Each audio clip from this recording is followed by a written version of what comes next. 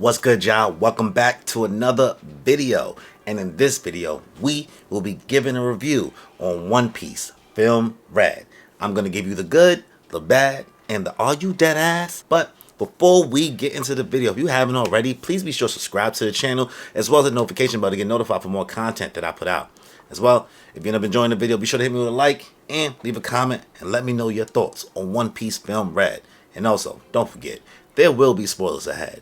So, without any further ado, let's just get into it, y'all. If she ain't got a butt, fucking get into it, yo. So, One Piece Film Red has finally debuted in the US, and man, solid movie. I really enjoyed it. And to get my rating out the way right now, I gave it an 8 out of 10.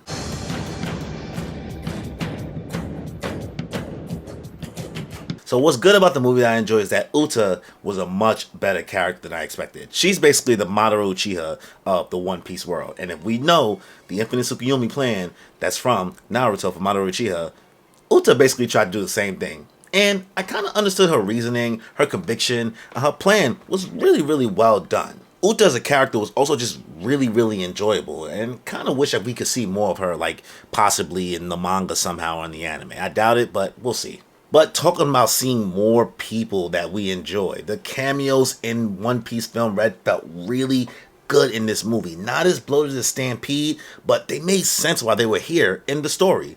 And the interactions were just really like good between like the Straw Hats and the other characters interacting with each other. The One Piece world just feels really lived in and really rich. And when we see these characters interact with each other and some of the things they say with each other, it's just believable. And some of the characters that we see in here is Brûlé, who really did show up here. I was expecting to get a little bit more Katakuri, but whatever. We got a little bit of Katakuri, and I think that makes anybody happy. Oven was also here, and Oven was kind of whatever, but like, he still did his thing. I still enjoyed seeing them on screen, kind of seeing all these people from Whole Cake that we haven't seen in forever. Now, a pleasant surprise for me that I actually enjoyed, which I wasn't sure that I was going to enjoy, Beppo. For some reason, Beppo was actually pretty funny in this. He was the comedic, like he literally killed it in this movie for me comedically. Kobe and Helmeppo, man, I feel like we didn't really get to see them scrap a lot, but Kobe really knows how to talk to a crowd, man. He really is the hero of the Rocky Port incident, man. They make it known. They still ain't tell us what happened there, but they talk about it in the movie a little bit that, oh, he's the big hero. Then, you know, we got Law. Law always doing his thing. You can never be mad at Law showing up. It just feels like he belongs in the Straw Hat crew at this point. And Bluno even showed up, and that's like a deep cut. Like, motherfuckers probably forgot who he was for mad long, but Bluno did alright, and his fruit really did make a lot of sense in him using his powers, similar to Brûlé and how they were utilized in the movie. But the #1 cameo I was just happy that got to do a lot was your boy Bartolomeo. He is us. We are him. And he got to do his thing. So that was good to see. Also, the music in this movie was fire. I'm not going to hold you. I knew that the music was going to be heavy in this. And I don't know anything about the artist Otto like that. But hearing it in the movie versus me hearing it in the promotion material over and over again. And it was kind of getting annoying during the promos. In the movie, the shit slaps, bro. It hits. Like, the music really does hit strong, and it happens for a reason. The music is being integrated into the story. And not like in the sense of like some type of High School Musical or Glee or anything like that. It's happening for a reason. Everything is purposely placed, and the music is just really good. It's high quality stuff. And man, that Top Musica song, you could feel like the I don't know what the word I want to use is, not bravado, but it hits, man. That Top Musica final song. It's like, all right, whatever. Sorry. Stop it. Get some help. Also, the animation quality in this is really good. I know the One Piece films have been really good animation quality wise.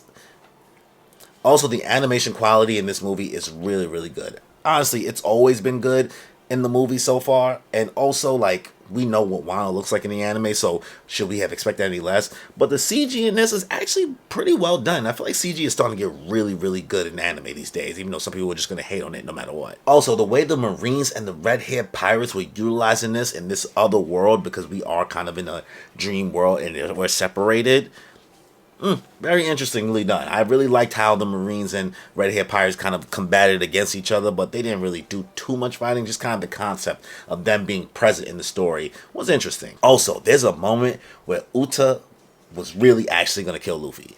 Like, Luffy would have been dead, bruh. Because if you die in this dream world that Uta creates, you basically die in real life. And, boy, Luffy better thank Shanks.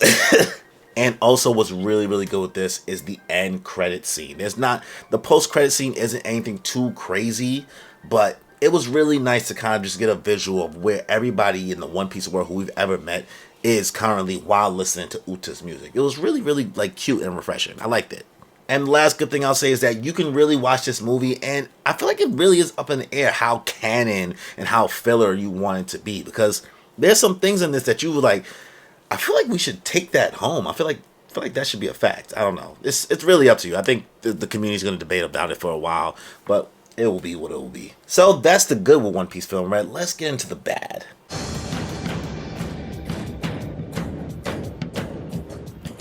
So I'm not even going to hold you. There really isn't that much bad about this movie unless you were just looking for something more. If you were looking for a lot more Shanks, because this is called One Piece Film Red, then fine. You will be disappointed because you're not going to get mad Shanks. You're not going to find out mad Shanks info unless you're specifically paying attention to a lot of details. And even then, it's only like 3 details, maybe 4 little small details that maybe you didn't know, but maybe it's confirmed a little bit. It's nothing too crazy. So, not enough Shanks, maybe. But I will say, if you did not read the manga covers Oda made or watch any of the anime filler episodes that came out, you may not feel as connected to Uta and her backstory as you possibly should be. So, I don't know if this is a con or just something that probably could have been fleshed out a little bit better in the movie, but because I got all that Uta backstory before going to this movie, it did help me kind of relate to the character, and I wasn't meeting this character for the first time. It was just me kind of seeing what her grand plan would actually be. The biggest con I have is the Straw Hats are non-existent. I get it. It happens in the movie sometimes, and we have all types of other characters that's present.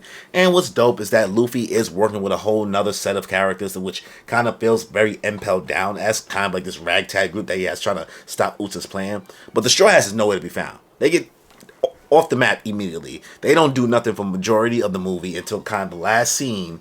And honestly, for this being a movie based on a lot of music, I wish Brook was a little bit more involved more than anybody. I feel like he could have added a lot, being like, you know, the Soul King, bro. Come on, man. But back on that Marine topic I was talking about, Kizaru and Fujitora didn't do jack shit, bro. Why are they even in this movie? You could have just had blanket Marines there with the Red Hair Pirates instead of these guys, because we didn't see them do nothing. They were just a presence, and kind of a waste.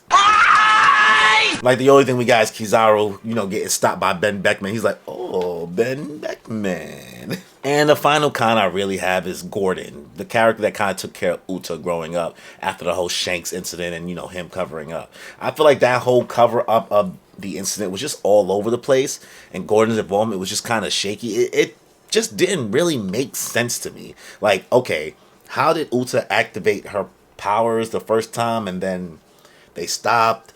But then, like, you guys gave her the music, but it's just kind of ridiculous. I don't know. And Uta kind of already knew everything already, so it's just like, what was the point of the character? Uta could have had this solid foundation without this Gordon character being just there. Kind of just useless, in my opinion. I don't know. That's just me. I guess. But that's it for the bad. Let's get into the Are You Deadass?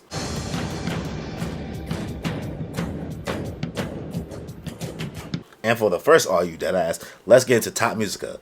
I'm going to talk about Top Musica as a whole is like a Are You Deadass? Like, the world government dropped the ball again.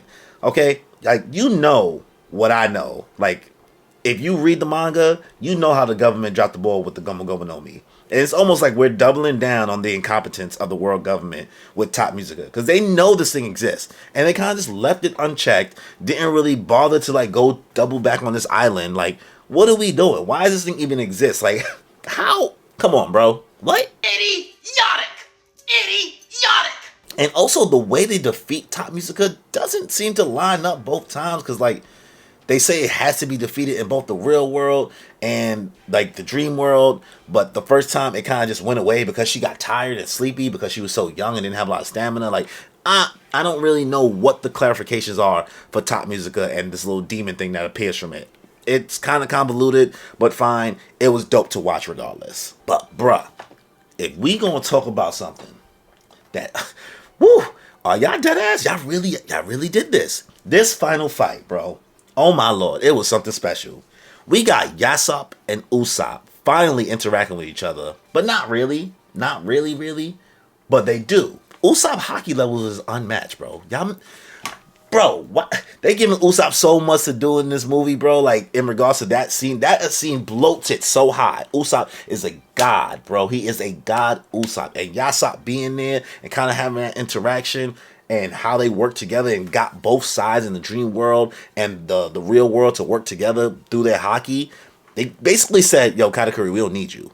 We got this. We got these guys. So, we'll see, man. We'll see what Usopp is going to end up, man, in the story. Also, my boy Sanji got to use Ifrit Jambe, and your boy Zoro is the king of hell. Like, we got all the moves from the manga that, like, honestly, I feel bad for you if you aren't caught up to the manga and you went to go watch this movie. Technically, you should be able to watch these movies and only be caught up to the anime. But nah, in this movie, they said, nah, whatever. Yeah, sure, it's going to happen maybe another 20 or 30 episodes from now, but we just want to show it now in this movie. Like, bruh. Get Fit is in this? Not one, not two, not three. 1, 2, 3, 4, 5th. Get Fit is in this. And it's not super in this, but you get a slight look. You know, I feel like if you didn't know what was going on, it'd be very weird if it just went completely over your head. I don't really see how it would go over your head, but I cannot believe they actually did that shit. Like, they was really dead ass about it. And the final Are You Deadass? I get it. We can't do this in the movie. But the fact that Shanks and Luffy technically met again, but didn't meet, is kind of like annoying. I know we have to wait for this to happen in the canon story, so we can technically say, yeah, they still haven't met because Shanks didn't have a conversation with Luffy, but they were working together in 2 different planes of existence. But Shanks was in front of Luffy and only saw Luffy passed out, and Luffy wasn't conscious, so they didn't really get to have a conversation to speak, but he saw Luffy's body.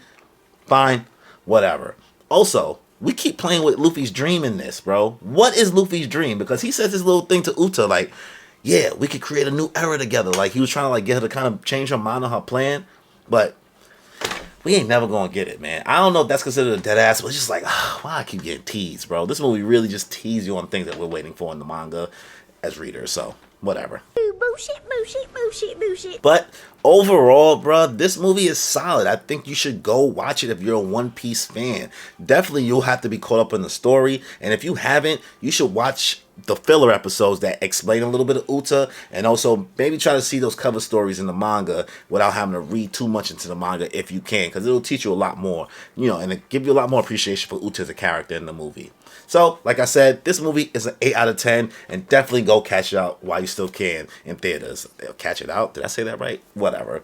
But, you know, before we end the video, if you haven't already, please be sure to subscribe to the channel, as well as the notification bell to get notified for more content that I put out. As well, if you end up enjoying the video, be sure to hit me with a like and leave a comment, and let me know your thoughts on One Piece Film Red. So, on that note, y'all, enjoy your life.